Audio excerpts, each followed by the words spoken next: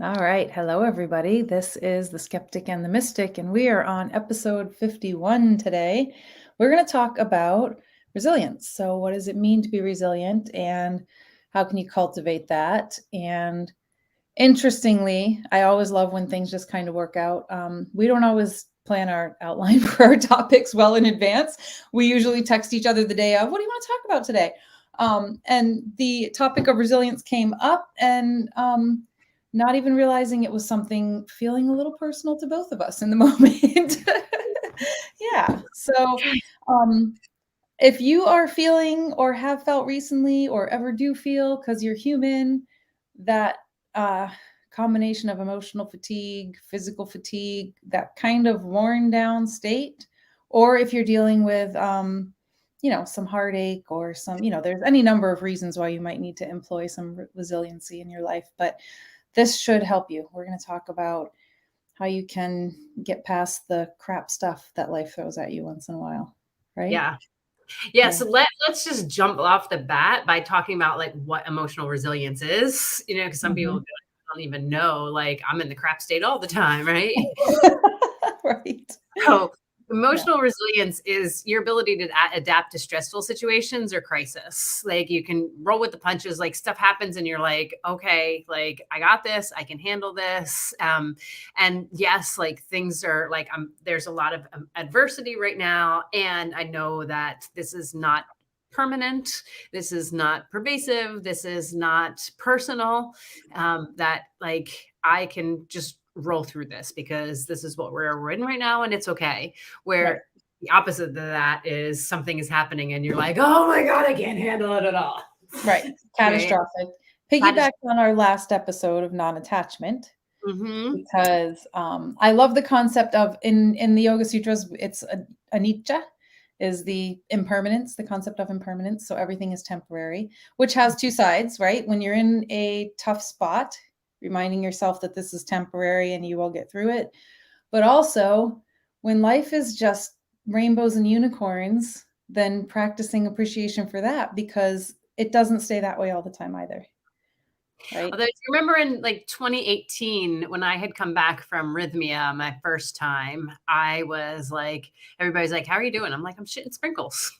Like for the whole year, I was always shitting sprinkles. And I can say, and this is probably something we'll jump into, but that year I was consistent every single day with doing breath work. And Mm-hmm. so I don't think it had as much to do with like my time at Rhythmia, which I'm sure had something to do with it, but my consistent practice of doing breath work allowed me to regulate my nervous system because we can't have emotional resilience. We can't talk about emotional resilience without talking about the nervous system. Right. And if your nervous system if you're constantly on edge and like, what's that? Who's that? Waiting for the other shoe to drop, right? You have no emotional resiliency. But when you're able to self regulate, right, and breath is all of that, then Yes. emotional resiliency is so much easier. Yes. And that like is a practice that we all really should like I don't It's a like prac showing up school, but right, get it's a into. practice. That's exactly it. And I think, we'll get to it, but it's not like if you're in a spot right now, we're going to give you some tips that are necessarily going to shift you overnight. It's an ongoing practice. And the more that you do things like practice your breath work and take good care of yourself and train the nervous system, then it doesn't put you in that state of chaos and disarray where you get trapped and stuck. You Right. can recognize when you're sliding that direction, which is kind of personally where I hit in the last couple of days. Mhm.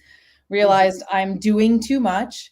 I had a very bad parenting moment on Saturday and then realized it's like, this is not how I want to show up in the world. What do I need to do what can I let go of for a couple of days, dial it back, bring my nervous system back to not being triggered by something that's completely benign. Right. Right. So yeah, it's a practice. It is practice. And breath work is an awesome, awesome, awesome tool because you always have it accessible. And it's free. So for all the people who are like, I can't afford to get help, Yeah. because you're breathing, you can always afford to breathe. And I will say this, I'm gonna just resource wise. There's this app that looks like, well, of course my phone does that. Um, see that one there in the corner? It's Mm-hmm. Breathwork, WORK, right? Super easy. And it's got lots of different. I have my phone on airplane mode. It won't come up. It has lots of different prompts, and so like it will prompt me during the day, like when I'm waking up. It's like, and then I could just follow along. So if I, and then like I'll push on the calm one, and then you see if I like during the middle of the day, I could set it for 1 minute, 3 minute, Mm-hmm. 6 minute or 4 minutes, 6 minutes, and it'll just literally take me through like a certain way to breathe to Mm-hmm. help calm me down. This one's like inhale for 4, exhale for 6. There's a Yeah. sleep one, they're four. The sleep one's a 4, 7, 8 one, but they have lots of different types of breath work, and this Yeah. is a free app. So Awesome. I like that. And quick hack for anyone, if you don't want to do an app or if you need something immediate, just do a deep inhale, find your count, and then take your exhale 1 or 2 counts longer. As long as mhm, you can lengthen your exhale so that it's a bit longer, or as long as you can make it longer than your inhale, that is a super signal to your nervous system. Like, I'm safe, I'm calm. And even if it feels very counter to what you're physically experiencing, a few rounds and you will start to feel your heart rate go down, your muscle tension release a little bit. So if you're in traffic and you're fuming about some situation that you can't stop dwelling on, try just because if maybe you can't reach for the app, maybe you know what I mean, maybe you're in a meeting where you're like getting completely fueled by somebody's ideas and you just need to subtly calm yourself down. There's a trick. yep, yeah, everything is Yeah. everything. Yeah. Yeah. So then, Yes. okay, so this what are some other things? I mean, breath work is a thing to create emotional resiliency because literally it's like regulating your nervous system. Right. All right. Right. I would say there's some quick little hacks again that I would say, but if you are a journaler, these are awesome journal prompts. But the biggest thing would be accept that shit kind of happens, right? Like that's the first step. Like whatever it is that you're going through, whether or not it is, like I said, some sort of relationship upset or a stressful situation at work, or you're worried about your bank account because you got an unexpected bill, or some deeper trauma, right? Like, unfortunately or fortunately, we came to have a human experience. Shitty stuff is part of it. It's part of the experience. So you see it happen to other people, sometimes it happens to you. So rather than dwelling in the, oh my God, why me? How could this possibly be? Coming to a point of acceptance that this happened is step one, right? It happened. If especially if it's something that you can't undo. It Yeah. happened, it is. Right? This probably leans back. I haven't read the Byron Katie book we referenced last week, but I bet that that's part of that principle. Well, I mean, and that's her whole thing is like stop fighting with reality. Like this Mhm. shouldn't have happened. Well, it did. Like, It so did. the more that you keep fighting with reality and saying it shouldn't have happened, but the reality is it did, the longer you're going to stay in suffering mode. Mhm. Yeah. And it's And really, and that that's, yeah, go ahead. that like understanding that has changed my life tremendously. And the little caveat too is that like accept that shit happened, period. Not shit happened to me, right? Right. Not they did that to me. It's like it happened. And he The lied end. to me. No, he lied. He used me. No, he used. Yeah. Like, if it weren't you, he would have done it to somebody else. Like, what's Right. your responsibility, in this? Well, and especially when it involves another human being, you have to. This goes back to, I'm sure we've referenced Don Miguel Ruiz several times, but Mhm. in the Four Agreements, don't take anything personally. They're having their own human experience. They're dealing with their own shit that happened. So it's not even truly about you. So take the personal side out of the human interactions, accept that X, it happened, it's in the past. And then the next step is really noticing what can you control within this situation. You can only control truly your internal experiences. There may be some elements to an external experience that you can shift and control, but you can control how you respond to the shit that happened, right? Right. Yeah. Sometimes easier said than done, but you can control those responses. Mhm. And Yeah. I love I've really been big lately on the idea of, and this is a guy that I know that has a coaching company that he talks about, which this is not, he doesn't have the corner of the market on this, but I was hearing him talk about this of like taking 100% responsibility and ownership for your life. Every bit of it. I'm huge on that too. Hmm. Every bit of it. Even the shit that happened. Right. I mean, of course there's tragic accidents and there's things. I'm not trying to say like you're responsible for every crazy thing. But I would say I look to it is my practice no matter what the thing is. How did I create that experience for myself? Or, What was or, my role in it? or attract it into your life. Like how Exactly. I know talk to so many women who are like, I keep dating these guys who da da da, or I keep finding these like friends who take advantage of me, and it's like, Anytime there's a pattern, you're the common denominator. yeah. I remember. I mean, I know I've always been an old soul, but I remember being in college, freshman in college, walking around college, and I remember looking around, and I was like, huh. Like I'm the common denominator in my life. Like everything that happens to me is all because of me. Like it was Yeah, freshman in college, and I just had this like big old like I remember the sidewalk I was walking down, and I was like, "Oh, it's all up to me." yeah, Crap, yeah. crap. It Hmm. is, it is, and that's a harsh truth for people, especially when you're talking about patterns of romantic relationships or, you know, repeatedly getting into jobs you hate, or if you are consistently finding yourself in a situation that dissatisfies you, I hate to break it to you, but you're doing it to yourself. And that's so hard because we really want to fight yeah, but you don't understand. And I remember when I first started working for Tony Robbins and like going to Tony's stuff and like him talking to people and they would like, yeah, but you don't understand. And like he would just lay into them. And I'm like, you're so mean. You're so unempathetic. Now I'm like, dude, totally get it. Like, you know, Sometimes people need the tough love. I mean, it is hard to accept that, but the quicker you can come to that realization, the more empowered you are to make the shifts that you're trying to make. hmm. Because until as long as you this is a I mean, I have such a soapbox about this, but as long as you feel like you're a victim of Yeah. anything, you aren't going to be able to change it. Right. So Yep. once you own it, Yeah. then now you have some ability to create a different reality. Yeah. Yeah.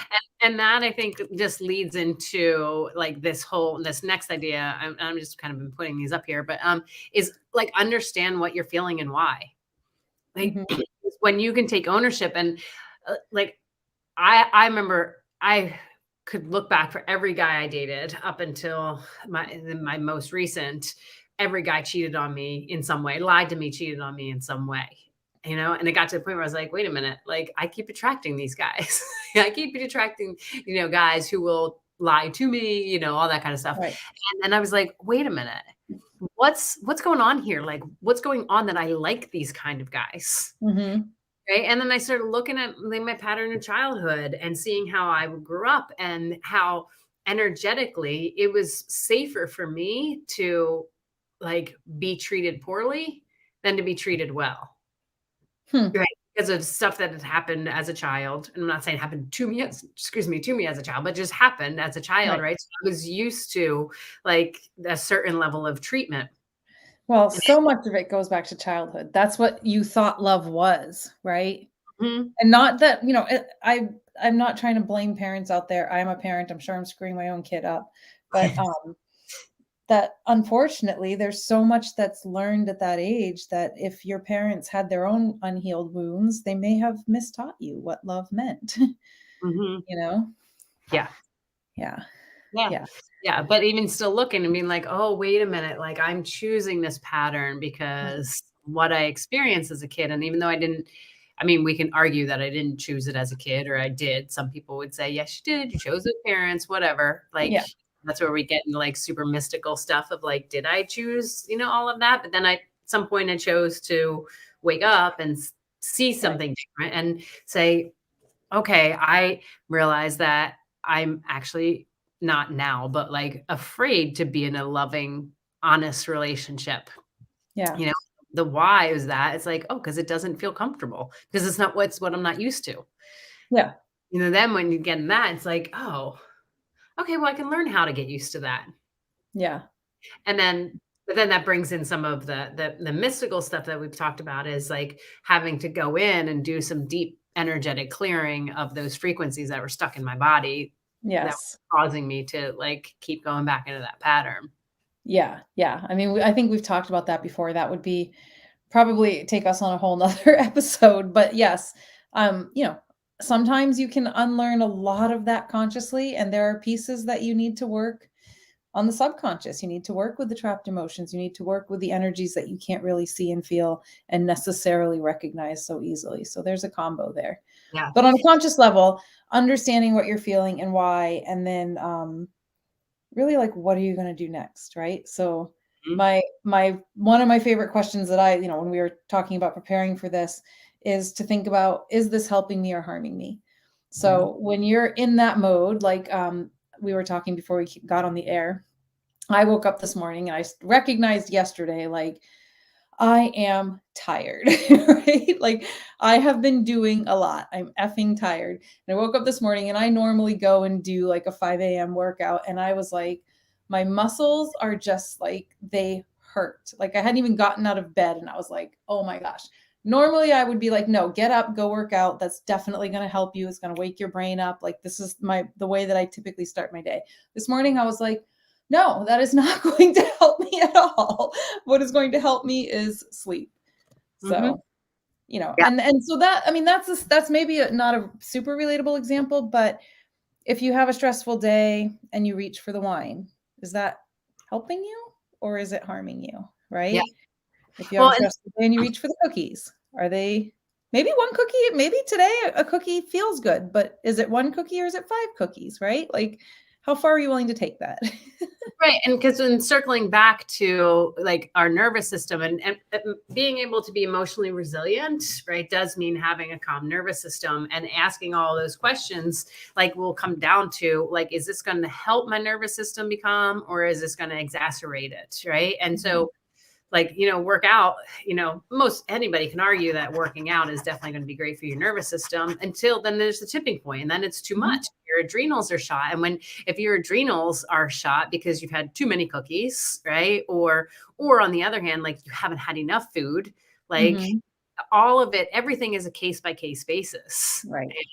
I have like there are times when I'm like, I have to work out, like, or I have to do something. Like yesterday, I was feeling like, ugh, like just so not good, and I'm like, I just need to get on my vibration, my vibration plate, right? Because that just like helps the lymphatic system move along and stuff, and help me to like, okay, like I can calm down now because like everything was so on edge.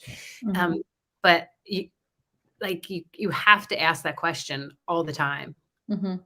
Yeah, Yeah, and it's gonna be unique to everyone. It's gonna be unique day by day. This is why I would give the gym example. right. Normally, 100%. I am a person that needs to move my body every single day for the most part. I gave myself permission to be like, "You know what? Today, it's okay if I just take it easy. It's Mhm. okay for one day," right? Like, there are yeah, you can do too much of anything, right? Yeah. Yeah. Yeah, And so I think that leads into the next like thought is that it's okay to not be okay. I love that one. Like, I want to scream when I see people wearing t-shirts or carrying coffee mugs that are like, "No bad days." I'm like, right. "Please, Good that's vibes. like gaslighting yourself." Mm-hmm. Right. Right. And how boring. Like, Right. I mean, because you don't appreciate the good days unless you have the crappy ones. But the difference is when you're in the crappy day and it's like, ah, it's a crappy day versus like, my life is crappy. Right. Right, And, right. like when I think I told you, but like I had to get new bridge in my teeth. Right. And so when I bit in a ginger snap cookie and it cracked my bridge, fuck, that's a bad day. Like now I have to Right, spend another $4,000 on my freaking front teeth. Right. It was a bad day, but like, it wasn't a bad life, right? right. You know? And I Yeah. was pissed, and I was like, "Okay, I'm allowed to be pissed. I've spent 20 grand on my mouth, like, to be pissed." And I Yeah. think we do that whole spiritual bypass, and we're like, "Oh, just good vibes only." I mean, I think I know you told you this when I coached for Tony Robbins, and it was just like I know coaches who, when their clients would get on the phone, and if the client wasn't in a resourceful state, they were like, "I'm going to hang up on you unless you get in a resourceful state." And I'm like, that is not helping. The whole idea of coaching is to help see what's blocking someone, Right. right? If they knew how to just get there, they wouldn't need you. Right. It drives me crazy, right? And so Yeah. when we can just say, "Hey, let's hold the container, like, what do you need to get out?" Once you can do that, then you can have the emotional intelligence to be able to Right. see beyond what's going on, which is, Right. that's what emotional resiliency is having emotional intelligence, essentially, right? To be Mhm. able to say, "Okay, I'm gonna use my tools to calm myself down," and sometimes my tool is a coach to help me. Right. Sometimes it's calling a friend to hold space for me, just to say, like, "Hey, can you hold the trash can for me?" I had So my birthday was on Saturday, and I Oh, had some happy girlfriends birthday. over. I'm sorry I missed it. That's okay. You're so But I had random. yeah, I had some girlfriends over that none of them had met each other before, but I was intentional about, like, who I met, because I knew, like, a lot of them, we were all looking for a community of, like-minded women, Mhm. and, um I just totally blanked. What was I going to say? Oh yeah. So we were talking. One of them asked me, like, what do I need from the group? Which I was like, oh, this is so awkward. I'm not used to being asked questions, you know. But I was just saying that, like, just having the space. And one of the girls said, she's like, I have a friend that said, I need you to listen and not to believe anything that I'm saying, I like and that. just listen to me. Don't buy into my story, but just let me have space, right? Yeah. Because we do need that, and it's okay to not. Yes. I'm saying this to myself right now. I don't Yeah. have to have it perfect all the time, and I'm allowed to struggle. Just because I'm a Yeah. coach and energy healer doesn't mean I have to have it all together. Yes, and no matter who you are, you don't have to have it all together. And then I think the other thing that's worth noting is on the concept of it's okay to not be okay. Um, just the idea that we've given emotions different meanings that we just assign to them. Like we said, it's bad to be sad, or it's bad to be mad, or angry. You know what I mean? Like there's nothing bad about these things, but maybe just take a moment to just label what you're feeling. Like go back to that what we said before about what is it you're feeling, but even just like I'm fucking pissed right now. Like you can or I'm frustrated, I'm sad, I'm exhausted. Like it's okay to be those things. It's not like you should shame yourself because you're mad right now. Like it's there maybe a situation did happen, but like you can go through all this process that we've outlined and yeah, shit happens. It didn't happen to me. You can still be mad about it. That's okay. Right. And the like we've talked about this a million times before too, but the more that you try to be like, no, it's great, I'm fine, I'm not mad at all, it's just going to sit there and fester in you, and then you'll be calling us to get those trapped emotions out. Just let We them love be. help with. Love Yes. helping. But we're not trying to help you trap more. Right. Right. Yeah. Yeah. So I think there's something that I want to share, because I had reached out to one of my clients earlier, after we talked about doing this, and I was like, I just want to hear from somebody who I believe is a really emotionally resilient person, and she's been through so many things in life, and I just wanted to hear from her what her Yeah. emotional, like, why she thinks she's emotionally resilient, and she didn't say it was because she had a great coach, which made me sad, but um, I'm sure that's the reason though. but what she said was, it's going to sound contrary to what we said earlier about taking 100% responsibility for what happens in your world. It's going to sound contrary, and I think it's not at the same time. Mhm. Is what she said was that she said that for her, knowing I'm in the palm of Jesus' hands, and there's a reason for it all, and I just can't see it yet, and then I have faith, and I just, focus on beauty and love. And I know that those things will always be there. So it's like having connection to a greater purpose, right? To Mhm. some kind of spirituality that, like, helps you to see that you're not in this alone, and it's not all about you, and Yes. take 100% responsibility for your life. Yes. There's the No, I see what you're saying where they sound contrary, but I don't believe they are. The other thing I think that relates to that, because I am a deeply spiritual person, but even just contemplate the crazy vastness of the universe and how miraculous it is that our planet exists, that we exist, that like all of a sudden you're like, it's not that big a deal. I'm not that big a deal. Like what's happening in this moment is so minuscule, Mhm. right? Which maybe to some people that sounds demeaning. Maybe that doesn't help you feel better. But sometimes when I think about, like, if you ever watched that One Strange Rock series that Will Smith hosts, it's on Disney. I Um, tried to start watching that the other day and I fell asleep. yeah, I did. I watched several episodes of it. It's interesting. But it does kind of put you in this place of like, oh my God, like Yeah. me worrying about like something so silly that just happened today. You know what I mean? Like it's just kind of like it just gives you a different perspective. So I think having any sort of spiritual practice and then leaning on what your client said is just kind of trusting that there's a greater plan, right? Cuz and that's very hard when you suffer major traumatic losses or serious illness. I mean, I don't want to oversimplify that, but when I've personally been in some, what felt like rock bottom points of my life, now that I'm way on the other side, I can look back and say, well, that moment sucked, but damn, it was setting up a lot of cool things. you Yeah. know? And that's earlier today when you were like talking about emotionally resilient. And I was thinking, okay, well, how is it that we become emotionally resilient? And the only way that we can become emotionally resilient is to experience hardship. A It's hundred not percent. like you have to, just the whole like pearl, like sand kind of thing. Like you Yes. have to have hard things happen for you to build Yes. that muscle. Yes. And the tool in it is like all the things that we said, like to be able Yes. to accept that it happened, to take responsibility, like to go in and explore like what you're feeling and what's created those feelings. When did they first start feeling Yes. those feelings, taking responsibility of like, okay, is this thing that I'm going to do help or harm me? And that's something that I don't think people ever think about. Very like I've been on this TV binge lately. I watched the whole 2 seasons of The Morning Show on Apple TV, which is so good. I highly Is it? recommend. Oh my gosh, it's so good. And then I watched all both seasons of Ted Lasso, also on Apple TV. That is also so good. But anytime something happens, what do you see people do? Go to a bar or go to their liquor cabinet and get at something to drink. Like, and there's nothing about liquor that makes a situation better when you're emotionally distraught. It doesn't. It Right. doesn't allow you, to think clearly, through anything. But we've been conditioned as a culture of like, oh, something hard happens, go take a drink. Drives me Well, insane. in any in anything, I mean, especially drinking or emotional eating, really think about your why.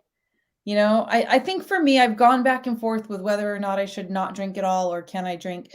And I don't have a problem with drinking, but when I recognize that I am like, oh my God, today was such a shit day, I just want to have a drink. That is not an acceptable reason for me to have a drink. If I'm going to go to dinner with a friend to celebrate their birthday or, like they're like, then I'm okay. I'll have a glass of wine because it's celebratory, right? Like in my paradigm right now, that seems okay. But drinking to drown my sorrows or my stress or escape, right? Mhm. Escape. And I Right. think sometimes people treat food that way too. So just look at why. Why are you doing that? Maybe what you would benefit more from is just a little walk, right? Or your vibration plate, like you were saying, like just something different to shift the state that you're in versus alcohol or food that's probably just going to exacerbate the feelings that you're not wanting to feel. Yeah. Yeah. And so I think that, like if I'm writing it up, is to do things that healthily shift your perspective. Yeah. Yeah. And I'm a huge meditator, so that's a great one for me. And if I'm really stirred up, I know that's not always everyone's go-to, but if I'm really stirred up, then I'll go for a guided meditation so that it can at least give my mind something to occupy itself. Um, Well, which and I can also make for you if you need one. I do make those for people too. But it does work really well because it can kind of give your brain a shift with very little effort and then also you have to breathe while you're sitting there. So you're going to calm your nervous system. So, Yeah. And I will say, I heard this the other day. I was listening to a podcast and the guy was talking about, he's like, I tend to like not meditate. He's like, the word has so much for people that they're like, oh, I can't meditate, for all these different reasons. I can't get my mind to shut up, da, da, da. And he's like, I have a silent practice. And it's just like, I will just go and get silent. mm-hmm. And he's like, for him, it's like less pressure than like, I have to meditate and not have any thoughts. Yeah. He's like, no, just being silent doesn't mean that your mind is necessarily, like silent right away, but I'm just going to get myself silent. Right. I use the term meditation loosely, I guess, because Right. I mean, I do it as a nearly daily practice. And do I get to an empty mind every day? Heck no. I mean, I think that that's a misconception people have, right? Yes. So I like that. Just sit in silence. Yeah. Just sit quietly. So Just sit remember, quietly. yeah. Remember when you were kids? I mean, you've probably seen these memes, and it was like, it was like, why can't as an adult someone send me to nap time and time out and give me snack time? Tell me to go to bed at night, right? Like you hate it as a kid, but seriously, like if every day in your life somebody was like, Deb, it's quiet time, it's 2 o'clock in the afternoon, it's quiet time, you'd be like, oh, thank God, or like, oh, time for bed, be like, oh God, thank you, Right. we're left to our own devices. But all of those things, like if those things didn't happen for kids, like they're not able to handle their nervous system as much. When we don't give it the same love and care when we grow up. That's interesting. Right. Yeah. Right. So like let yourself have quiet time, put yourself on timeout every once in a while. It's not the worst thing in the Treat world. yourself like a child. I think we're on to something here. I like that. Yeah. I like that. It's Yeah. funny because when you were talking about the only way that you build resilience is to experience some adversity, I did want to kind of chime in with like, not that we're at all a parenting podcast, but in my opinions on parenting, let your kids experience some adversity because otherwise they're not going to build their resilience. Like I'm that cruel parent that when my kid gets to school and is like, I forgot my water bottle, I'm like, well, that kind of sucks. You're going to be thirsty today. I'm not going to go back home and get it. She'll live for one day. She can go drink from the water fountain, right? And she forgets to turn in a homework assignment. Not my problem. You're going to get a bad grade now. I think you have to make it up. She is so lucky to have you. She may not feel it at the time, but she's so lucky to have you because that's so important. And so many parents don't do that because they take, and in some ways, I guess, but like they take how their kids turn out as their it is their responsibility. How do I say this? Like they don't think that if they're giving those kids, if they're not doing that for their kid, that their kid's going to learn, and they have to like do everything they can to make them succeed. Where you're like, okay, the success is being able to do it the next time, not having to come, success clean is up learning after. to function in the world. My role as a parent is to create a functional human being, not to create a human being that thinks that everything's going to be rolled out in a very smooth path in front of her. Mm-hmm. It's just not, that's not my perspective on life. Life is not supposed to be hard by any means, but you can't find your path if someone else is always rolling it out in front of you. I used to get so mad at my parents growing up, and my mom, like for not being as like nurturing as I'd want and stuff. And now as an adult, I'm like, I am so grateful. And they've always said, they're like, my job is to raise a functioning adult. And I've worked, all through high school, college. I worked in daycares. I've nannied kids, like all this stuff. And I've seen so many parents who are the helicopter parents, and the kids just didn't have the emotional resiliency. And I will say that even though I did have to like learn to let myself be nurtured and cared for, shit, I'm really emotionally resilient because I've had to, I've had to experience some hard stuff when I was younger, and I had to get through it. Like choice. Yeah. And I want to say this though about the whole emotional resiliency thing, because I think that I personally, I don't think that I'm wrong on this, but I think there are just some people by nature who their dispositions, they're just easier to roll with the punches. I am not one of those people. Like to me, I've had to spend tens of thousands of dollars on personal development, energy work, all this stuff to get myself to a place where like I just am not bothered by things anymore. But I remember, do you remember back in the, I mean, it was in the 90s, like late 90s, the book Don't Sweat the Small Stuff. Yes. I I think I remember have a copy of that kicking around somewhere. Yeah, I used to waitress at Chili's. I think I've told you that before, and, many moons ago, and I remember this one guy, Brian, and he would always be like, everybody called me Espo, and he's like, "Espo," he's like, "You get stressed over everything." He's like, "Just don't sweat the small stuff," and I'm like, "But you don't understand. It's so hard, and I have to be." Well, I ate like crap, so literally my body just couldn't handle anything. I was on edge all the time, right? And so I Mhm. and I just literally thought everything was the end of the world.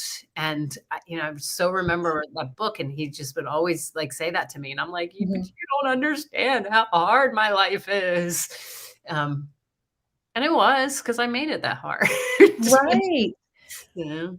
If your life is always hard, let's look at what you're doing, right? I mean, I do think you're right. I feel like I've, for most of my life, been for the most part pretty easily like, I'll just let stuff go. Um, I think that might be like like inherent personality trait that some people differ from. I don't, of course, like we're all built differently, right? Like, Well, right, and I look at, like, when I go to my Chinese medicine practitioners, like, they've always said that my liver is one of my like, it can be really strong, but in that, like, it gets thrown off really quickly. So, like, mm, we talked about, like, I don't do coffee, I don't do caffeine, I can't do alcohol, like, the slightest things, like, set me on edge. Well, when I look at the emotions of, the liver, they are anger, bitterness, guilt, hatred, mhm, resentment, depression, frustration, indecisiveness, panic, and taken for granted. And I look, oh, those are all emotions that I struggle with, like that I dip into a lot of my life. And there have been so many times throughout the course of my life where I can say that I've been like, I'm done. I'm going to check out. I've talked about this many times that like there was a one particular time where I thought of 5 different ways I was going to kill myself. mhm, And like all those emotions, like I was living in. And it wasn't until I cleaned up my diet that I could then start digesting life a bit better. But I have to be super careful. Like I was saying, it's my birthday weekend. Well, I mean, like I bake great stuff and it's gluten free and dairy free and refined sugar free. But even that is too much for me. And I knew like coming off the heels of just like starting to get well again because I was sick the weekend before. I'm like, I can't eat any of that stuff because I know that it will not allow me to like handle anything emotionally. So it's like my birthday weekend, and I'm like, no desserts for me mhm. because I know how sensitive my body is, and I want to be able to handle life. Yeah. So I just, it's like not like, oh, you deprive yourself of so much. I'm like, no, I'm not depriving myself. I'm depriving myself of like being depressed. Feeling like crap, and I think that goes back to the awareness piece that we were talking about, and then also understanding your why, like, what's your payoff? And in that particular example, you weren't telling yourself, "I can never eat cake again." Maybe in a week you can have, this healthier version of cake that you've made, but, like, not today. Today, and I think that goes back to this idea of resilience and fatigue, and just maybe it's just not today. Is this Right. helping me or harming me Right. today? Today. Right. Exactly. Yeah. Yeah. And I think just having I want to like put one more thing up that we didn't touch on, but I think that this is really important. And a lot of times people overlook this or like kind of shun it sometimes or like look down on people. But like have a sense of humor about what's going on. Like crappy things Yes. happen all the time, and Yes. it's okay to laugh about it. Yes. And that again, in the grand scheme of this world and the universe and out your lifetime, the lifetime of, you know what I mean? Like, there's nothing big going on here. Right? It's probably not the big deal you're making it out to be. Right. Yeah. Yeah. The whole like, in 5 minutes, in 5 days, in 5 weeks, is this going to, be is this going to how's it going to impact my life? And do I really need to get upset about it? Right. I used to, I don't know if I ever told you this, and I know this may offend some people. So just know that like this was done in that whole, like being able to just have a sense of humor and look through things. But when I got pregnant and my baby, which I've talked about before, is my baby didn't have a brain. She essentially had a quarter tissue and the rest was all fluid. And the baby's father and I were not in any good space. And I would joke with my girlfriends and I'm like, oh, she takes after her dad. She doesn't have a brain. And people would be like, Heather, how dare you say that? And I'm like, if I can't laugh at this absolutely horrendous situation, Yeah. like I'm going to shrivel up and die. Like, Right. because it is such a horrible situation. Like I Yeah. have to find some levity in it for me Mhm. to be able to like move forward. And I've had friends who are EMTs and, firemen, and they're like, we say shit all the time. That is Oh, just wrong. But you have my boss is a former firefighter. My dad was a cop. Yeah, they have some twisted humor. For sure. Yeah. But because like Deb said, I mean, it's like at the end of the day, it's not as big a deal as we make it out to be. Right. You Right. know, it's Right. not. Right. Not to diminish anybody's experiences, but maybe it feels like a big deal in the moment, but just recognize that it's probably not quite as big as it feels. Yeah. Yeah. So we'll wrap up with this and that. Like if you're in a I just can't handle life, right? We see you and hear Mhm. you and understand because we've both been like had those times for sure. Like, Mhm. you did yesterday. I was doing that yesterday and today. And then I got my period and I was like, oh, that Oh makes my it. gosh. I'm getting, I mean, well, we'll do, I know we've talked about like the female cycle. We've talked about some of this stuff before, but I am getting more and more fascinated by it. So we will touch on that more. Mhm. Um, because understanding where you're at as a female, in that, that lunar cycle and then the 28-day cycle, that is huge for your emotional resilience, honestly. Because like I've been tracking mine for years now. And as soon as I recognized like I'm crying at the silliest things, and then I recognized it's always within this time frame, then Right. I knew like it was like, oh, I'm not actually upset about that. I'm just tender. Yeah. And it made it so much easier to just be like, oh, this like because in the moment it feels like that state of fear, worry, whatever, like those yucky feelings, like it feels like they're permanent when you're in them sometimes. Yeah. But They're not. nothing's permanent. They'll They're come not. back again next month. Yeah, exactly. Until they stop. But Yeah. but yeah. Yeah. But there's also just knowing that you may have like an energetic frequency stuck inside of you that you need to move out. Excuse me, so that you can be able to start handling life more Yeah. easier. And that may mean you have a heart wall. And I see time and time again. I mean, whenever I do my like interviews with people after we've released the heart wall, and they're always like, I just am able to like process through things so much easier without Mhm. heart wall. I hear that time and time and time again. So if there's one thing that you're like, okay, I'm taking responsibility, I'm like accepting all of this stuff, but I still like, and it's not that time of the month, and I'm eating well, like but I'm still in this, I just can't seem to get beyond stuff. You may have a heart wall, which is this emotions that are stuck around your heart that are keeping you like blocked off from experiencing the world in the way that you want. And there can be some other traumas that are stuck inside of there that just keep you swirling. And Mhm. we need to get rid of those Yep. ASAP. Yep. So reach So out to us. We can help with that. Yeah. yeah, yeah, that is like so much fun. And I will say this, I don't know if I had to find it, but I have a client was in the military, and so she's done a lot of mental health services stuff because she's had some head traumas and stuff.